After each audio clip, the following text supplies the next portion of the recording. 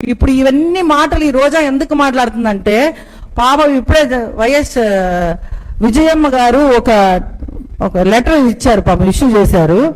ఆవిడ ఆవేదన గురించి ఇప్పుడు ఈ నగరి అడ్డగాడిద మాట్లాడుతుందో లేదో.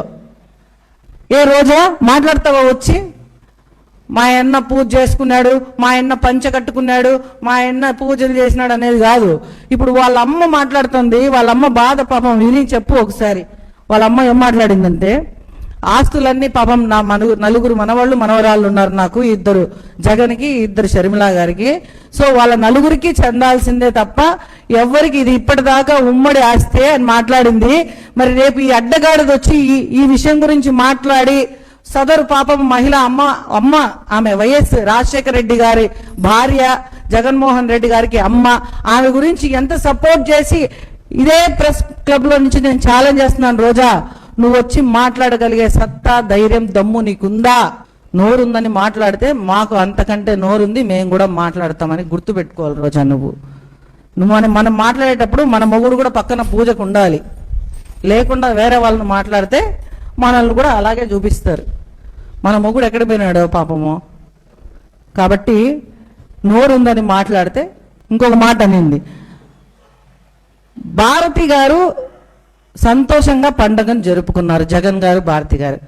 మరి ఈ భారతి అనే అడ్డగాడిద 5 ఏళ్ల ముందు ఎక్కడ పోయిందమ్మా? మేము అనకూడదు, నువ్వు అన్నదానికి నేను చెప్పాను. యస్మిన్ యథావర్తితవ్యయో మనుష్య తస్మిన్ తదావర్తితవ్యం సధర్మ. అంటే ఏ విధంగా అయితే ఒక వ్యక్తి మాట్లాడతాడో అదే విధంగా తనను మాట్లాడడమే ధర్మం అని ధర్మం చెప్తుంది. కాబట్టి మరి భారతి అనే అడ్డగాడిద వస్త్రానికి ఎందుకు రాలేదు? భారతి అనే అడ్డగాడిద ఎందుకు ఇన్ని రోజులు పూజలు చేయలేదు? భారతి అనే అడ్డగాడిద ఎందుకు ప్రసాదాలు కింద పాడేసింది? ఇవన్నీ మేము మాట్లాడగలం, అంతకంటే అద్భుతంగా మాట్లాడగలం. నోరుందని మాట్లాడితే తాట తీసి కూర్చోబెడతాం. ఇంకోటి ఏదో మాట్లాడింది మా అక్క, నగరిలో నిన్నైతే పట్టించుకునే దిక్కు లేదు కాబట్టి నువ్వు ఇలా రోడ్ల మీదకి వచ్చి కనీసం నగరిలో నువ్వు నీతో పాటు ఉన్న కార్యకర్తలకి ఉగాది రోజు ఏం చేసావో ఒక మాట చెప్పు చూద్దాం.